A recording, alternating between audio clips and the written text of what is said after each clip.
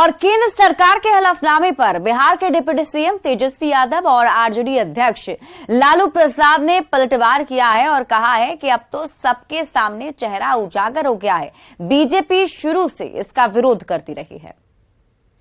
इस तरीके से ये साफ हो गया जो बात हम लोग पहले कहते थे कि बीजेपी चाहती ही नहीं है कि सेंसस हो या कोई स्टेट अगर इंडिपेंडेंटली अगर सर्वे भी करा रहा है, जो गरीबों को देखते हुए, आर्थिक स्थिति को देखते हुए, जातियों को देखते हुए, ताकि वो कल्याणकारी योजना बनाए, ये तो शुरू से विरोधी रही है।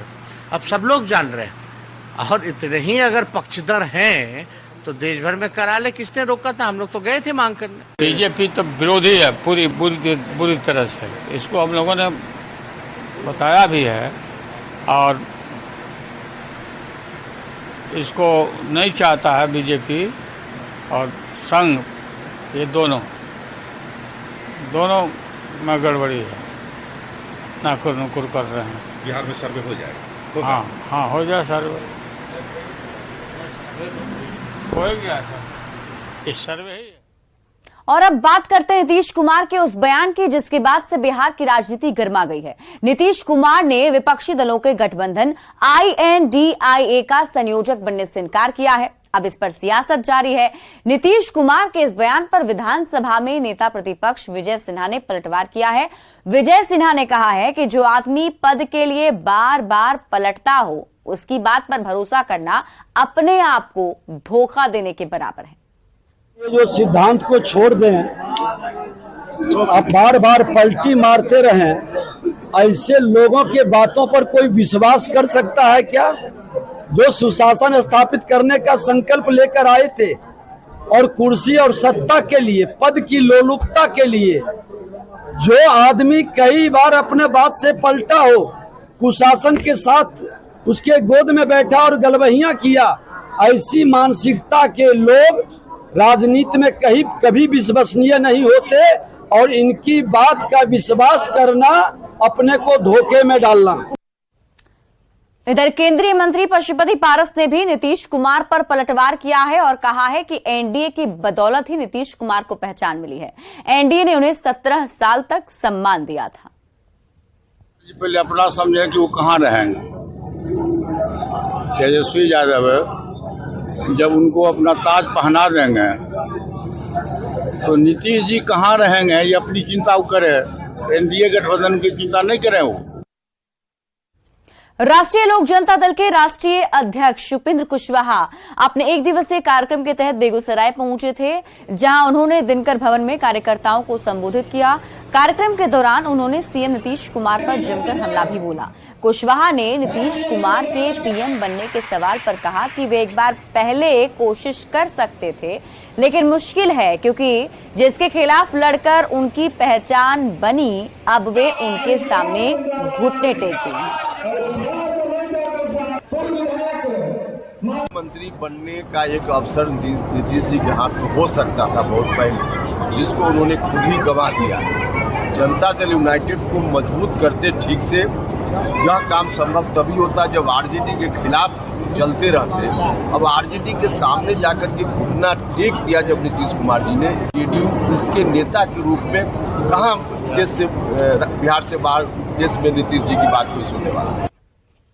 मुजफ्फरपुर के सदर थाना क्षेत्र से एक बेहद ही चौंकाने वाला मामला सामने आया है, जहां एक मां ने अपनी ही बेटी का सौदा कर दिया, वो भी अपने प्रेमी के साथ रहने के लिए। महिला रांची की रहने वाली है, जो कुछ साल पहले अपने पति के साथ मुजफ्फरपुर आ गई थी। इसी बीच महिला के पति का निधन हो गया, जिसके बाद महिला अपने 2 बच्चों के साथ रहने लगी। कुछ दिन बाद महिला का संपर्क एक व्यक्ति से हुआ और वो उसके साथ रहने लगी, लेकिन वो व्यक्ति उसके दोनों बच्चों को अपनाने से इनकार करता था, जिसके बाद महिला ने अपनी एक नाबालिग बेटी का सौदा 35 साल के एक युवक के साथ कर दिया, जिसके बाद उस युवक ने नाबालिग लड़की से शादी कर ली। अरे भैया काम करने इसी को लेकर के फिर FIR किया गया था।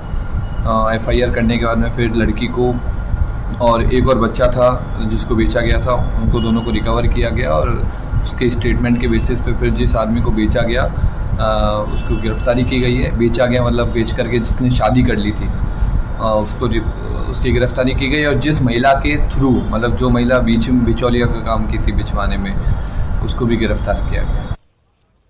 एजुकेशन हब के नाम से मशहूर राजस्थान के कोटा शहर में प्रतियोगित परीक्षाओं की तैयारी कर रहे छात्रों की खुदकुशी का सिलसिला थमने का नाम नहीं ले रहा है। भविष्य की चिंता और पढ़ाई के प्रेशर में आकर कोचिंग स्टूडेंट्स लगातार अपनी जान दे रहे हैं। रविवार को 5 घंटे के अंतराल में 2 छात्रों ने टेस्ट सीरीज में कम नंबर आने पर मौत को गले लगा लिया। पुलिस के अनुसार महाराष्ट्र के लातूर के रहने वाले 16 वर्षीय छात्र आविष्कार संभाजी कासले ने अपनी कोचिंग की 6ठी मंजिल से कूदकर जान दे दी। वहीं कुन्हाड़ी के लैंडमार्क एरिया में रहने वाले 18 साल के छात्र आदर्श अपने कमरे में फांसी के फंदे पर लटका हुआ मिला। रोहतास का रहने वाला आदर्श 4 महीने पहले ही नीट की तैयारी करने के लिए कोटा गया था। उसको डेंगू 3-4-5 दिन से हो गया था जी। तो दवा करा रहा था, ज्यादा हालत खराब होने लगा तो खबर दिया तो गए हैं, तो आएंगे तो बताएंगे। बच्चे की उम्र कितनी हो रही है? वो होगा 18 साल का होगा।